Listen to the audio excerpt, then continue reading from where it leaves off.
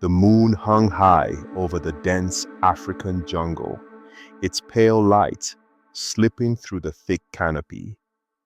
A group of seasoned hunters moved silently, their bodies tense, their spears gripped tightly in their calloused hands. The jungle was alive with the whispers of rustling leaves, distant animal cries, and the soft rhythm of cautious footsteps. They had been tracking an unknown presence for days, something wild, something elusive, but what they would find was beyond their imagination. At the edge of the great jungle, a massive cave lay in eerie silence, its dark mouth breathing out the cold air of forgotten time. The hunters, torches in hand, approached cautiously. A small shadow stirred just inside. The men exchanged glances before waving their torches toward the entrance, their firelight revealing a hunched, frail figure curled up like an animal. Smoke billowed into the cave, forcing the creature out. And then, in a flash, it sprang forward. A boy! He moved with terrifying speed, his limbs like those of a beast, his sharp eyes glowing with primal fear. The hunters gasped in shock as the boy, no older than 18 years old, scampered away, on all fours, disappearing into the trees. The hunters were quick to react. They lunged forward, sprinting through the dense foliage, their bodies weaving between towering trees and thorny undergrowth. The boy was fast, unnaturally fast. He darted over rocks, leaped across fallen logs, and scrambled up hillsides with the agility of a predator. But the hunters were skilled trackers, and soon they cornered him near a steep drop. Trapped and panting, the boy growled like a wounded beast, his body trembling with fury and fear. Then, with one desperate leap, he lunged at the men, but they were prepared.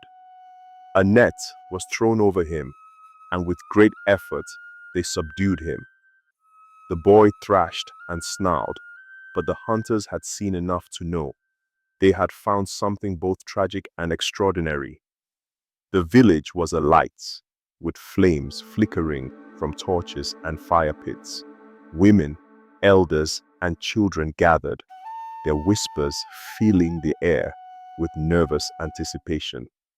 Who was this boy? Was he a spirit, a cursed boy, or something worse? He was bound with ropes, but his sharp, wild eyes watched everything, calculating, waiting. Some villagers wanted him cast out, fearing the unknown, but one voice, gentle yet firm, spoke above the rest. No human being is beyond saving, said Simia, the village healer, stepping forward. She knelt before the boy, studying him with wise eyes. The boy met her gaze but did not speak. He only growled softly, like a wolf cub separated from its pack. Simia's heart ached. Whatever had happened to him, whatever he had endured, she knew he was more than just a creature of the wild. He was a child who had lost his way. Days turned into weeks, and the boy remained silent. He refused food unless it was raw. He never spoke, only watching, always watching. He moved through the village on all fours, avoiding human touch, retreating to dark corners. But Simia was patient. She sat near him each night, whispering stories of ancestors, of warriors, of love and loss. And though he did not respond, something in his sharp gaze softened. One evening, a griot, an elder storyteller, spoke before a roaring fire, weaving tales of great heroes and spirits that roamed the land. The villagers laughed, clapped, and gasped in delight. The wild boy sat just beyond the fire's glow, half hidden in the shadows. He watched, listened, something stirring inside him. And then, for the first time, he inched forward, closer, closer, until the firelight kissed his face. The village noticed, but no one spoke. They let him be. That night, something changed. The jungle was treacherous, filled with dangers unseen and unheard. One afternoon, a young village girl named Chika wandered too far from the village, unaware of the eyes watching her from the trees. A great leopard, its muscles tense, prepared to strike. But before it could pounce, a blur of motion erupted from the undergrowth. The wild boy, stronger now, fiercer, leaped between them. His body crouched low, his teeth bared. The leopard hesitated. This was not a human being. This was something different. Then, with a mighty snarl, the boy lunged. The leopard, sensing the untamed force before it, backed away and disappeared into the night. Chica stared in shock.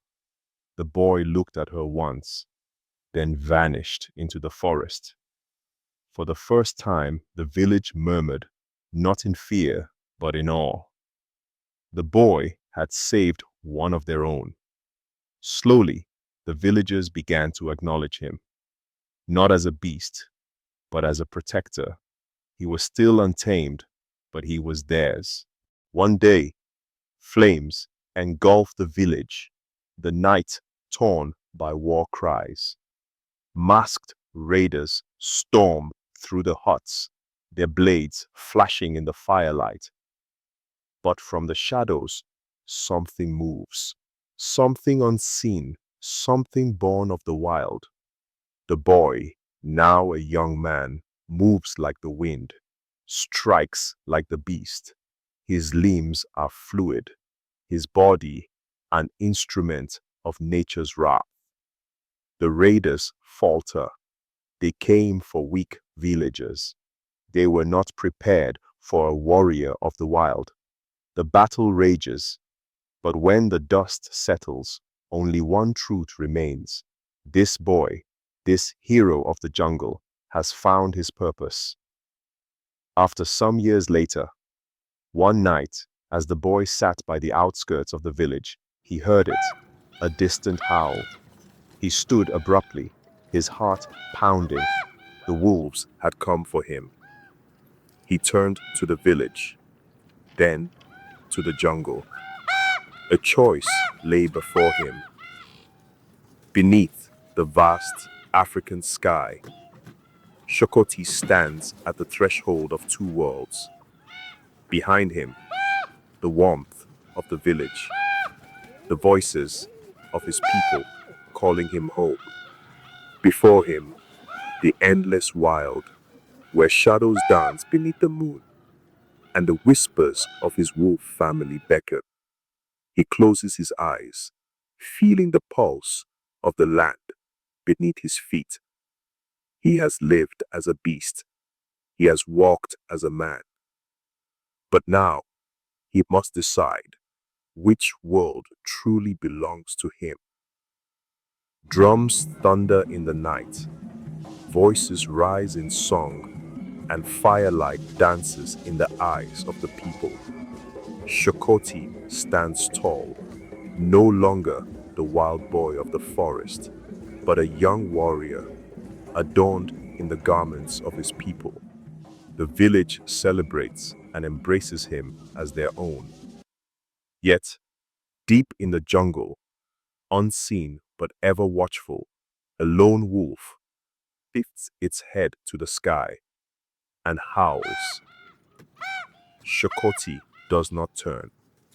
He does not need to, for he knows now he belongs to both worlds. Some say the forest still whispers his name. Some claim that on certain nights, a lone figure can be seen at the jungle's edge, watching, waiting. A reminder that no man is truly bound by where he was found, but by where he chooses to belong. I hope you enjoyed the story. If so, please like the video, comment what you learned from the tale, and don't forget to subscribe to the channel for more enchanting tales. Thank you for watching. Till the next time.